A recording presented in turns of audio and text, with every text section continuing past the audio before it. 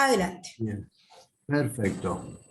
Bueno, a mí me toca hablar del origen. Yo arranco con la parte mitológica Vamos a hablar de los incas, ¿no es de cierto? los Muy incas. bien, la Imp- cultura, bien, del Imperio Tahuantinsuyo. incaico.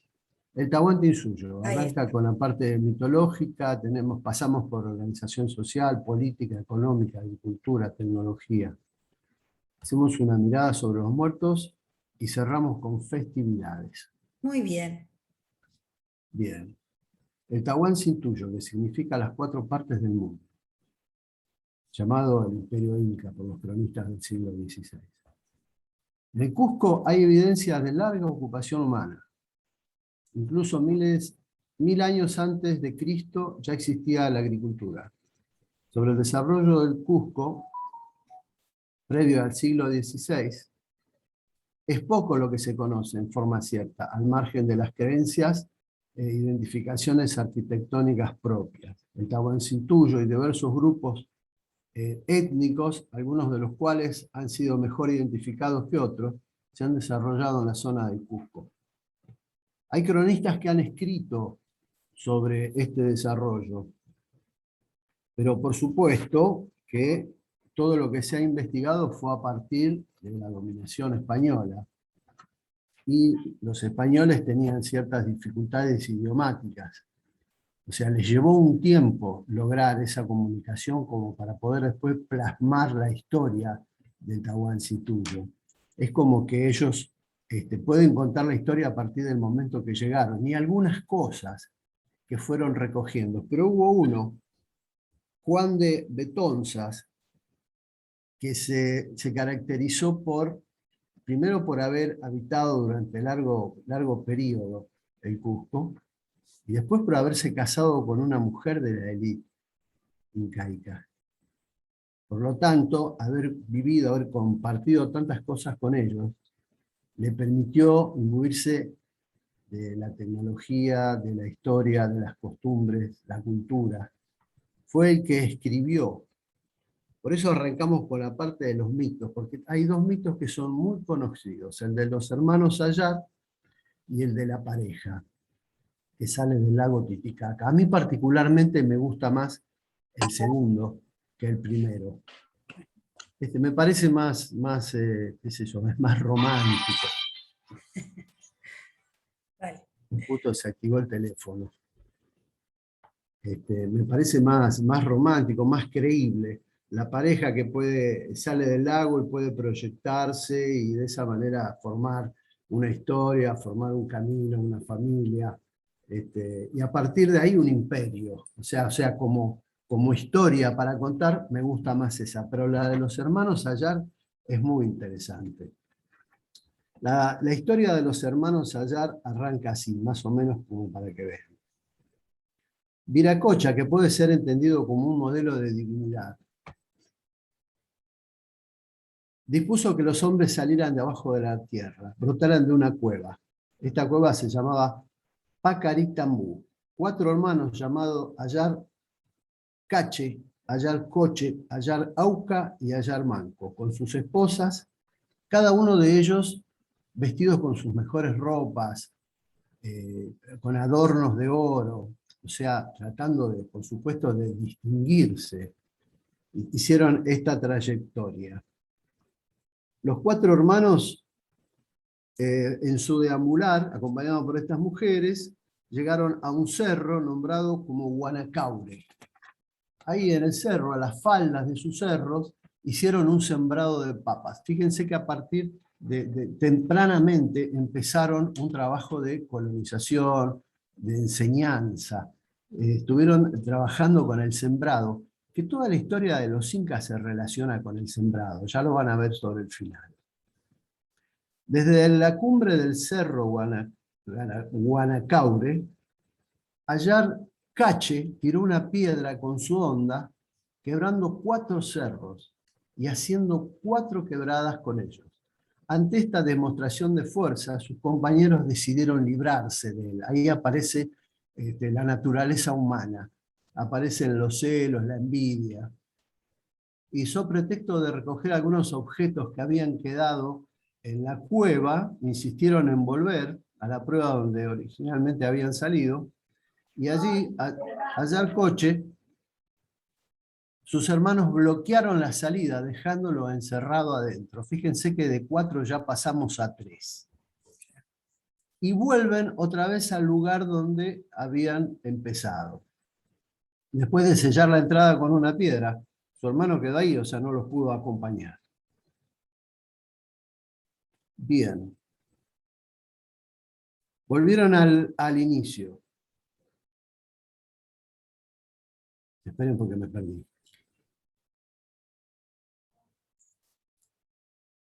Bueno, volvieron a Guanacaure, donde estuvieron un año, pasado el cual se mudaron a otra quebrada llamada Matagua, más cercano al Cusco. Ya se iban acercando al lugar donde finalmente iba a ser este desarrollo, el Cusco. Desde allí descendieron al valle donde vivía Alcabiza. Acá nos encontramos con otros pueblos, porque en definitiva el pueblo inca, no es que el pueblo inca surgió de la nada. El pueblo inca era uno de los tantos pueblos de la región. Lo que hicieron ellos fue ir dominando esos pueblos muy inteligentemente hasta alcanzar el imperio incaico. Y acá nombramos al primero, a Alcabiza, que es un grupo de 30 indios. Dejaron a Guanacaure, a Ayarcoche, o sea, en donde habían estado, convertido en ídolo, o sea, un segundo hermano, quien habría volado al cielo para hablar con su padre, el Sol. Ayarcoche trajo la orden de cambiar el nombre de Ayar Mango a Mango Cápac. Acá ya aparece como que la divinidad mandó a llamar a uno de los hijos para darle un mensaje. Y el hijo recibió ese mensaje, pero tuvo que volar hasta el sol, o sea, se convirtió en un pájaro. Una vez allá recibió la orden, que era cambiar el nombre de tu hermano, de Ayar Mango a Mango Cápac, que ya nos resulta un nombre conocido en la dinastía de los incas. Finalmente, este último, junto con Ayarauca, el último de los hermanos, y las 4 mujeres llegaron al Cusco. Pero ¿qué pasó con aquel hermano que se convirtió en pájaro y voló a buscar el mensaje del dios Sol? Se convirtió en piedra, se convirtió en un ídolo. O sea, de los 4 hermanos ya hay 2 hermanos que no están en el camino. Uno quedó en la cueva y otro se convirtió en ídolo. El que le tocó volar a buscar el mensaje que convertía a Ayar Mango a Mango Cápac. ¿Vamos bien? Vamos bien y vamos viendo también cómo se van legitimando, ¿no?, estas ocupaciones. Bien. Por algún motivo quedaron 2 nada más, que ahora más adelante lo vamos a ver. Bueno, llegaron juntos al Cusco, donde se establecieron después de negociar con Alcabiza. ¿Quién era Alcabiza? El que estaba con los 30 indios. O sea, acá dice negociar. Después cuando vemos la historia del Imperio Incaico nos damos cuenta de que los incas no negociaban con nadie, ellos dominaban. Exacto. Adelante. Adelante. Bueno, ¿a dónde habíamos llegado al lugar en donde llegan al Cusco, donde se establecieron después de negociar con Alcabiza? Dijimos que Alcabiza era un poblado de 30 indios, quien aceptó su carácter de hijos del sol. O sea, ahí demuestra de que realmente Alcabiza fue dominado. Una vez establecidos en el Cusco, Manco Cápac con sus hermanos hicieron una casa en el lugar donde después se levantaría Coricacha o Casa del Sol. Luego de ello se dedicaron a civilizar a la gente, a enseñarles a trabajar el tejido y a sembrar. Y ahí aparece por primera vez la siembra del maíz. Las versiones de los Ayar es recolectar también para otros cronistas con algunas pequeñas variantes. O sea, esta historia de los Ayar la podemos encontrar así, pero por ahí también podemos encontrar otras historias de los Ayar. Pero básicamente siempre se va a tratar de 4 hermanos, 2 de los cuales se fueron traicionando entre ellos mismos, que finalmente terminan llegando 2, con las 4 mujeres, al lugar del Cusco. Fíjate qué curioso, Carlos, que así van a terminar, ¿verdad? La conquista justamente va a viabilizarse a partir de esa lucha entre los hermanos, ¿no? de esa pelea entre dos Claro, hermanos. de Huáscar y Atahualpa. Exactamente, ¿no? Cómo esta leyenda tiene que ver también con este final que han tenido. Este párrafo me parece interesante. Dice, el relato del mito podría estar asociado con que cada pareja representaba las 4 partes en que estaba dividido el nuevo Cusco y el mundo por Uracocha. También el mito relaciona a los fundadores del mundo con metales sagrados. Fíjense que ellos traían en la ropa adornos de oro, ahí es donde aparece el oro. También con cultivos como ají, papas, coca y finalmente maíz. Se indica asimismo que Ayar Manco recibió su nuevo nombre, Manco Cápac, por disposición de la divinidad, y también de la parte final del mito podría deducirse que fueron 2 hermanos que llegaron al Cusco y que ella podría estar relacionado con los 2 mitos en que aparece dividido el Cusco, Anam y Urim. Esta historia de los hermanos Ayar a mí me pareció interesante, pero les vuelvo a repetir, hay otras historias que no son nada despreciables. Tengo tantos papeles juntos que ahora no encuentro lo que busco. Siempre recordemos que las leyendas no pueden desvirtuarse, porque toda leyenda de alguna manera entraña una realidad que se cuenta, ¿no? Es una forma de sostener una trayectoria, de sostener una historia particular, ¿no? Antes lo que eran mitos y leyendas eran de alguna manera despreciadas, porque decía, bueno, no es el documento histórico, ¿no es cierto? Estos pueblos no tienen historia. Sin embargo, de pronto estas leyendas, junto con toda la parte etnográfica, que es la parte de lo que fueron los relatos de los cronistas de Indias, ¿no es cierto?, luego de la conquista, con todo eso se reconstruye, ¿verdad?, la historia de estos pueblos que realmente fueron realmente muy, muy importantes, ¿no?, lejos de ser pueblos salvajes o sin importancia como se los mostró. Bueno, ¿estamos, Carlos?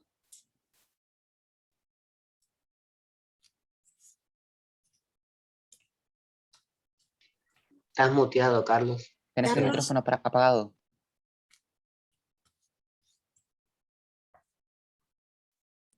No te escuchamos, Carlos.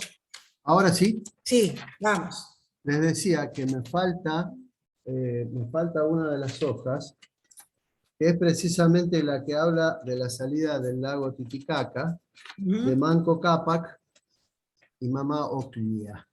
Sí. Que es la historia más linda, precisamente.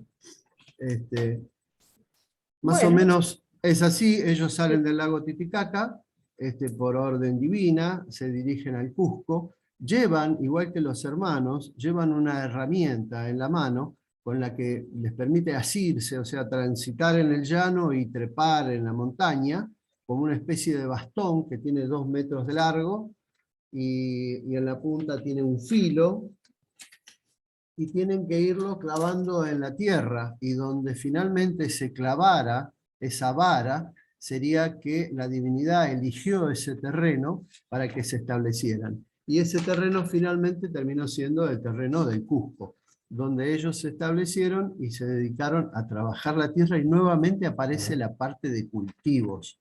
Nada más que Mamá Ocllo y Manco Cápac eran hermanos, o sea, eran una pareja de hermanos. Luego, ahora en un ratito, aparece nuevamente este fenómeno de los matrimonios parejas Sí. hermanos. Sí.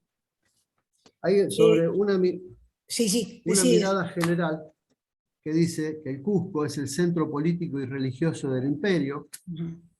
El reino inca solo se extendía más allá del valle del Cusco. O sea, el reino inca era un pueblito más, una organización, una comunidad más, dentro de las alrededor de 200 que había. Nada más que los incas fueron colonizando a sus vecinos. Ya vemos, en el recorrido nada más hacia el Cusco convencieron a uno. Lo convencieron y él aceptó la divinidad del sol y demás, pero es muy probable que los hayan subyugado. Compartían cultura con sus vecinos y absorbían todo aquello que les servía. O sea, no era que los convertían en, este es otro fenómeno también que me gustó, no era que los convertían en esclavos. Todo lo contrario, de hecho los jefes eran incorporados a la corte. Por lo tanto, absorbían todo aquello que les servía e incorporaban a ese pueblo. Y así se iban convirtiendo en un pueblo mayor. Compartían cultura. Sí. Esto era una manera también de etnocidio, ¿no? O sea, era una manera de etnizarlos, o sea, de prácticamente absorberlos y ir incorporando, que ellos fueran incorporando la trama de significados. Es muy interesante. Esto, por ejemplo, lo hacían los egipcios en el Imperio Nuevo, por ejemplo, con las ciudades de Siria y Palestina, ¿no? Llegaban, por ejemplo, a los hijos, los llevaban a egipcianizarse, a educarse a la corte egipcia, ¿no? Y esto es un poco así, es decir, es una manera de alguna manera de cooptarlos a esos jefes para que, digamos, se incorporen voluntariamente. Es una forma de dominación esto, Carlos, tampoco es algo ingenuo lo que están haciendo, ¿no es cierto? Con esto de la leyenda, yo recuerdo tener un alumno eh, eh, peruano que conocía la lengua quichua y que decía que justamente esas leyendas ellos hablaban de pagar la tierra, por ejemplo, la usaban cuando sus hijos, por ejemplo, él lo usó con una hija, creo que era, de él que estaba enferma, o sea, son ritos que aún hoy se siguen usando, ¿no? Él hablaba de pagar la tierra, o sea, llevar, incluso creo que llevan eh, no recuerdo en este momento, llevaba también una vara, llevan flores, llevan una serie de ofrendas, ¿no? Decía él, pagar la tierra. Es muy interesante porque vos fíjate que todo esto es lo que se llama un sustrato en la cultura, ¿no? O sea, más allá del choque cultural que fue la colonización, más allá de toda la destrucción que se hizo de la trama de significados, hay un sustrato que por alguna razón no se pierde, ¿no? Se resiste y se mantiene, porque es verdad que las hegemonías se defienden, pero también se resisten. Es muy interesante todo esto que están contando. Bueno, adelante. Bien.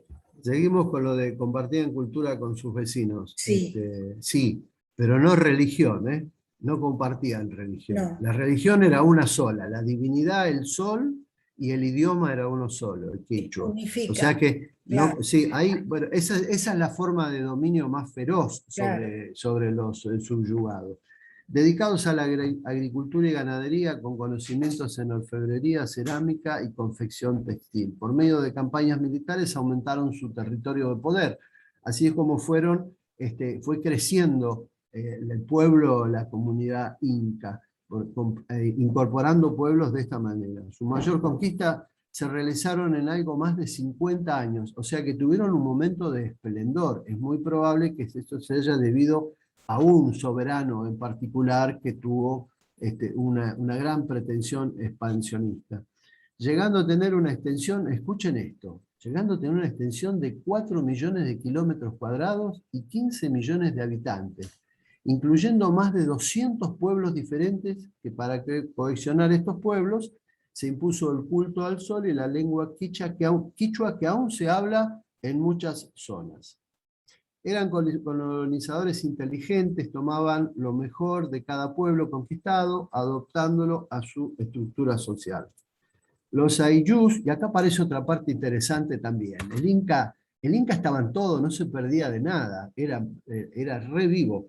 Eran aldeas organizadas entre sí de agricultores que compartían el trabajo de la tierra, los animales y el producto que obtenían. No conocían el arado, pero empleaban azadas y otros instrumentos de labranza. Usaban fertilizantes, escuchen esto. Usaban fertilizantes que dependiendo de las zonas podían ser estiércol, que se obtenía de los corrales, pescado podrido, que lo traían del mar, o sea, recorrían largas distancias para conseguir pescado podrido para usarlo como fertilizante, y guano. Regaban sus cultivos por medio de canales, acueductos y balsas.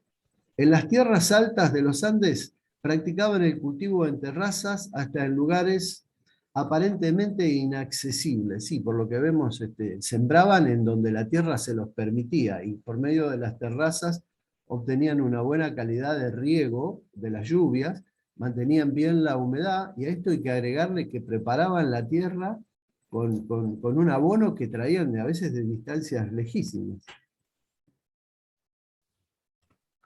Se dice que ningún otro pueblo del planeta llegó a cultivar tantas especies vegetales. El producto más importante y la mayor de sus aportaciones a la humanidad era la patata, de la que tenían más de 200 variedades. También al menos 20 variedades de maíz, entre otros muchos productos.